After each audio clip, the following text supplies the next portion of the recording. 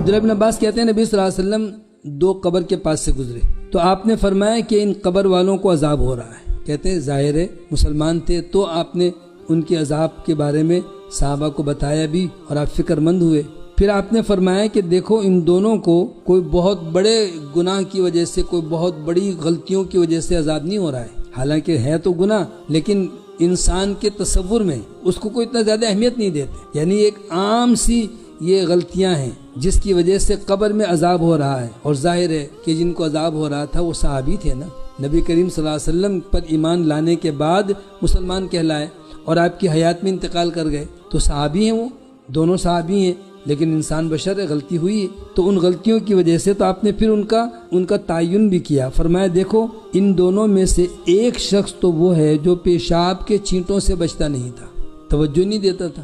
پیشاب کرتے ہوئے اس بات کا خیال رکھنا چاہیے کہ ہم پیشاب کر رہے ہیں تو سخت مٹی یا پتھر WC میں بجائے پیشاب نیچے گرنے کے کہیں پیروں کے پاس یا گہرائی سے اوپر کا حصہ ہے وہاں پر پیشاب کی دھار گر رہی ہے، وہاں سے چھینٹے پیروں پر اور جسم پر آ رہے ہیں، ہمیں پتہ ہی نہیں. اگر اس طرح لاپرواہی کریں گے تو عذاب قبر کی ایک وجہ یہ ہے، ایک تو پیشاب کے چھینٹوں سے بچتا نہیں تھا اور دوسرا شخص چغل خور تھا، چغلی کرتا تھا. اس کے بعد بیٹھا اس کی برائی شروع کر دی، اس کے کچھ عیب پتہ چلے اس کے سامنے ذکر کر دیے.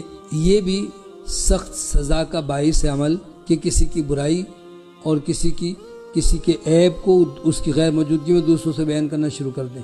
فَأَخَذَ جَرِيدَةً رَطْبَةً فَشَقَّهَا نِصْفَيْنِ فَغَرَزَ فِي كُلِّ قَبْرٍ وَاحِدًا. پھر آپ نے ایک ٹہنی توڑی اور اسے چیر کے دو شاخوں کو، ایک ٹہنی سے ایک شاخ سے دو الگ الگ حصے کیے اور پھر آپ نے وہ دونوں قبروں پر ایک ایک گاڑ دی. ٹہنی درخت سے ایک شاخ توڑی آپ نے اور پھر اس کی شاخوں کے جیسے الگ الگ حصے ہوتے ہیں، ایک شاخ کا حصہ توڑ کے ایک قبر پر اور دوسری قبر پر. فقالوا یا رسول اللہ لما فعلت هذا. تو صحابہ نے پوچھا اللہ کے رسول صلی اللہ علیہ وسلم آپ نے یہ کیوں کیا؟ اس سے پہلے کبھی نہیں دیکھا تھا کہ کسی قبر پر آپ نے کوئی ٹہنی گاڑی ہو، یہاں آپ نے ایسا کیوں کیا؟ قال، تو آپ نے فرمایا لعلہ یخفف عنہما ما لم یبسا. شاید جب تک یہ ٹہنی ہری ہے اور سوکھ نہیں جاتی اس وقت تک اللہ تعالیٰ ان کے عذاب میں کوئی تخفیف کر دے.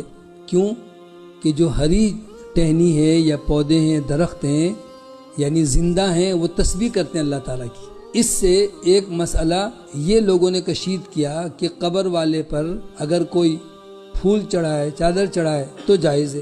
پھول کہاں تر و تازہ رہتے ہیں اور چادر وہ کون سی زندہ ہے. اور سب سے بڑی بات یہ ہے کہ ٹہنی گاڑنے کا بھی عمل صحابہ نے اختیار نہیں کیا، بلکہ نبی صلی اللہ علیہ وسلم نے یہ صرف ان دو قبروں پہ ہی کیا تھا، اس کے علاوہ کہیں بھی نہیں. کیوں کہ ان دو کے علاوہ نبی صلی اللہ علیہ وسلم کو بھی نہیں بتایا گیا کہ سب قبر والوں کو عذاب ہو رہا ہے یا نہیں ہو رہا ہے. یہ آپ کا معجزہ ہے.